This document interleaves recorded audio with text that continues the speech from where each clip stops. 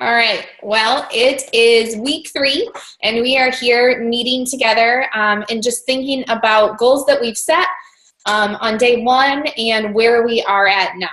So we really appreciate all of you ladies who are able to make it here tonight and just to kind of dive into that and think about it.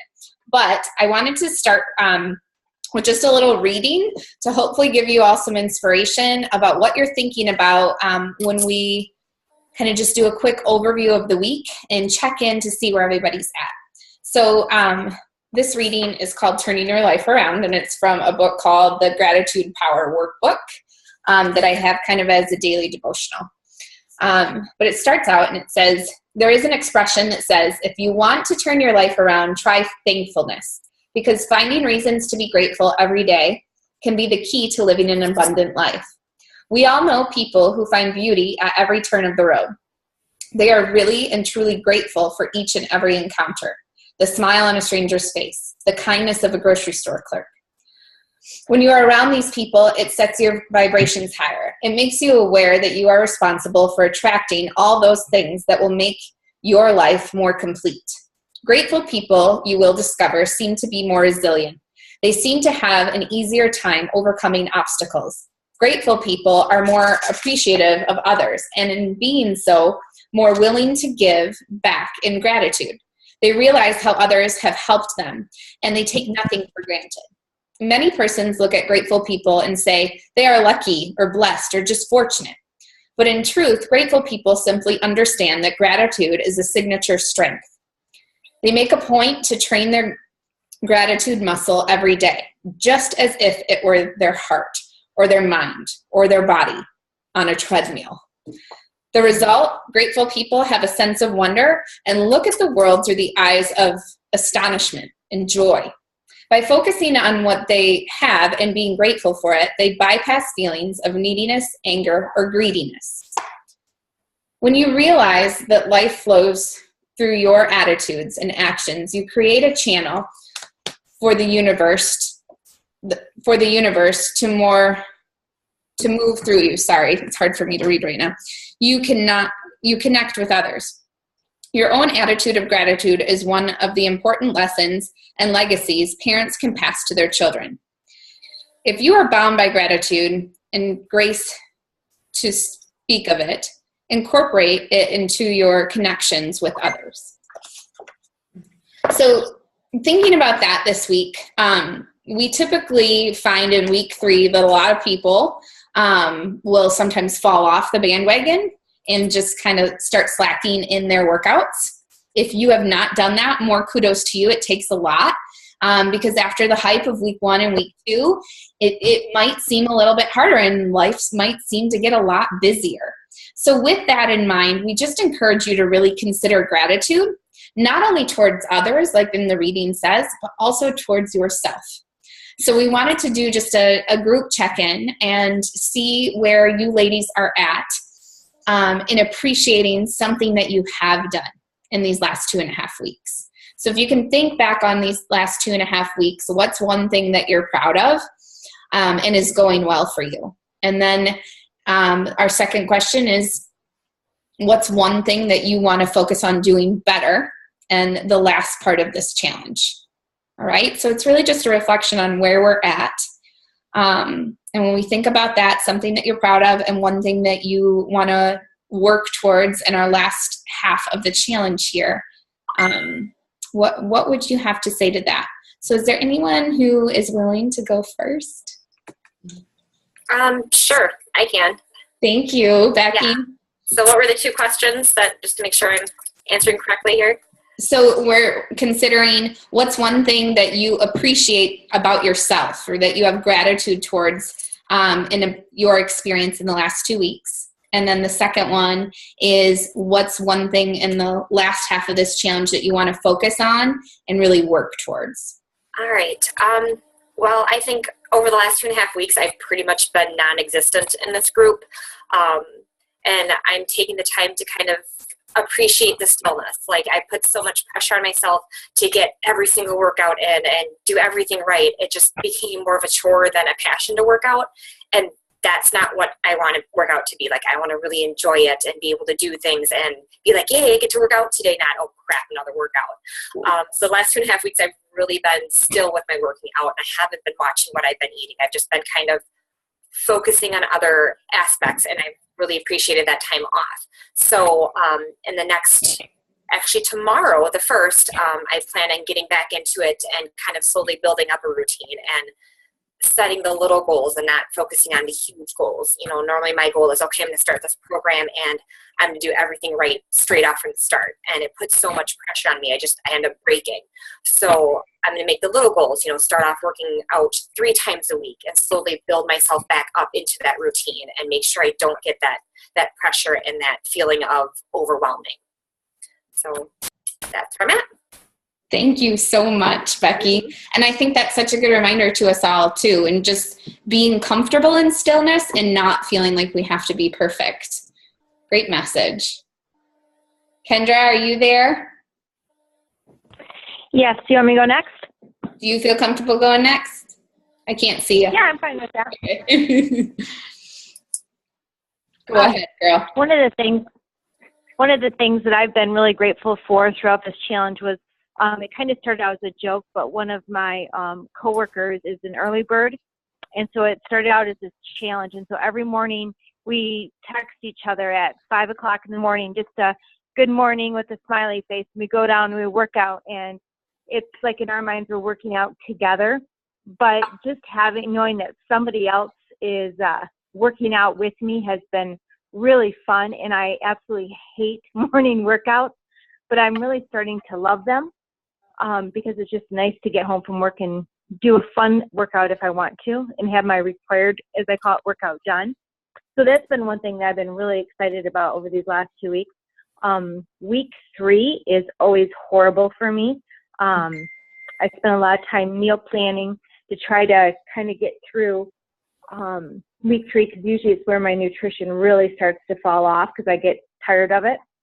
So that's one thing that I'm really going to keep working on over these next 2 weeks is meal prepping and sticking with my containers. Awesome. Thanks for sharing, Kendra. I'll go next, and then Andrea, you can lead into your spiel. So for me, in the first part of this challenge, I've been really diligent with my workouts and the effort that I put into them. I think getting up in the morning, I've been working really hard at getting up an hour before baby boy does. I find myself half-assing it, if you will, in the morning because it's taking me a while to get up. And it's almost like an excuse that I've been giving myself. You know, I'm tired and, you know, however many push-ups I did, I wasn't pushing myself as hard in the past. But these last 2 weeks, I knew that I only had a little bit left in my program, and I pushed really hard, and I've been really proud of myself for allowing myself that strength. And so for me, that's been working, and that's been something that I'm proud of. These last 2 weeks, I am really hoping to do some more meal prep. It's been something that I kind of fall on and off the wagon with, and I have my containers out for tomorrow morning. I'm going to pre-prep some lunches and some dinners for the rest of the week, and so that's my next goal. Awesome. Okay, so I'll go next, obviously. And I'll say for me, the one thing that I'm most proud of so far these last 2 weeks is I'm doing the 21-day fix extreme. And when I went into this, because I had just finished up the 21-day fix, was, oh, this is the next step, you know, thinking it was just a one step up. But for me, it's been a huge step up because extreme's been really hard for me. And so I've just been proud of myself to stick with it. I know there's a couple days that I did miss a workout, and I committed to catching up and doing 2 in a day. And I actually had some of you guys who joined with me, which was awesome.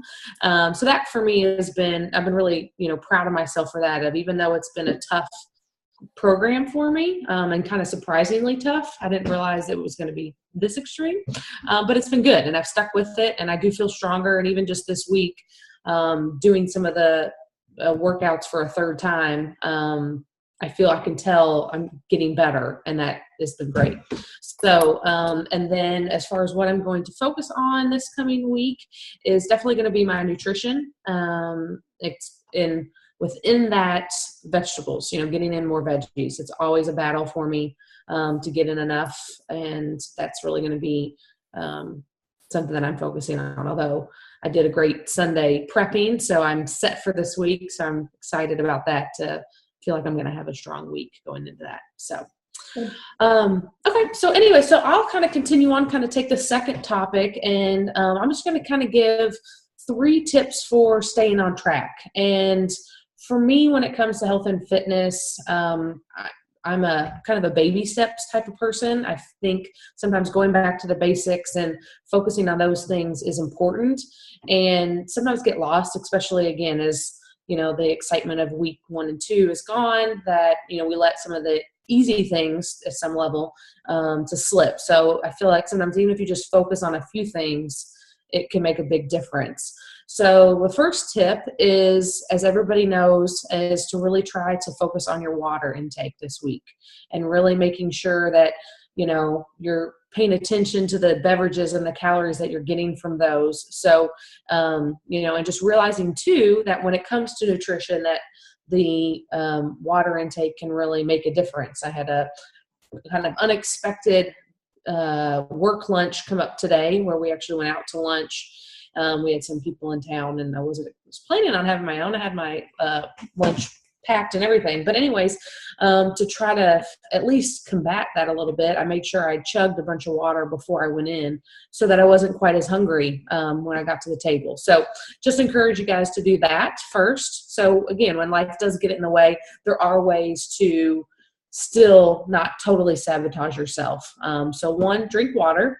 The next one is, I don't know if anybody's like me, but nighttime snacking and sweets is really what gets me. I can be great all day long, and then 8 o'clock-ish sneaks in, and you're kind of winding down, and that's when my snacking I can totally sabotage a day. So just be very I read an article, and it said to be very choosy about your nighttime snacks. So not that you have to say no and you can't have anything, just be very choosy when you do choose that. I actually have my nighttime snack here right now. It's actually my new sweet favorite, which is Greek yogurt, a little bit of honey, some natural peanut butter, and then a few mini chocolate chips, which for me is perfect. And again, I'm getting my sweet tooth taken care of and not totally sabotaging. So just think about that too. Again, nighttime snacks, just be choosy about what you eat. And then my last tip,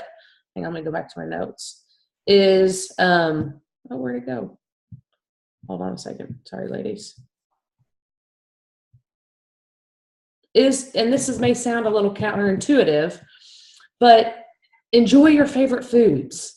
I know that sounds weird and probably awful as far as advice when it comes to this, but you have to, I've been very vocal that needs to be more than just these 30 days. And for me, it has to be more of a lifestyle. And if you totally say no to everything, then, you may stick with it for 30 days, but then after this 30 days, you're going to go do something else. So it's okay to enjoy your favorite foods. Now, the difference is if you really love a cookie, whatever it is, or a piece of lasagna, that's your favorite food, have it, but just monitor the portions, control that piece of it. It's okay to have your glass of wine. It's okay to, do those things, but just, again, control the portions of it. And because sometimes I've found that if I'm really craving something, let's say it's a cookie, and I'm really craving a cookie, I'll eat 3 times the calories by not eating that because I'll have this or I'll have that. And I find that I end up eating worse than if I had just said, okay, I can have this cookie and I can have this one cookie. It satisfied my craving and then I can move on. So, again, just be aware if your body is really craving something or your favorite food is there. It's okay to have it, but just, monitor the portions and stay within control and maintain that. So those would be my top 3 tips for this week to help try to stay on track. So All right. Thank you, Andrea. You're welcome. And so, as we think about this week, it is everything in moderation, and it is thinking about finding balance where we have all these tools and resources and we want to use them as much as we can, but we should never feel like we have to beat ourselves up if we miss a workout or if we're not perfect with our food. And so I love what Becky was saying about just being okay in stillness. It's so important. And I think that when we think about gratitude and we want to give it and receive it, it's something that's really going to help us in this health and fitness journey and for the whole, everything else in life. It really is when we give ourselves the opportunity to recreate our mindset and to constantly evolve in a way where we're transforming ourselves almost on a daily basis, because all of what you're doing in this challenge, all of what you're doing in the busyness of life takes work. It takes effort, and it takes being consistent in the things that you want to be a part of who you are. So we just encourage you, no matter where you're at in the journey, no matter what kind of mindset you're in right now, to think about making positive choices to give to others and to allow others to give to you. All right. So I'll end with a quote here. And it says, "The winds of grace blow all the time. All we need to do is set our sails." So as you continue this journey, keep setting your sail. And we are all going to take different steps to get to where we want to go. Right? And be okay in that. And I love hearing that from each of you here tonight. So again, thank you for being on the call, ladies. It means the world to us, and just showing up alone, whether it's here, whether it's, in your workout in the morning, whether it's, making better choices with our food, or whether it's allowing yourself to celebrate with a really good piece of cake or wine. Like, those are all things that we can celebrate and be proud of because we put in the work these last 15 days. And we're going to continue to do that in the 15 days to follow. All right. So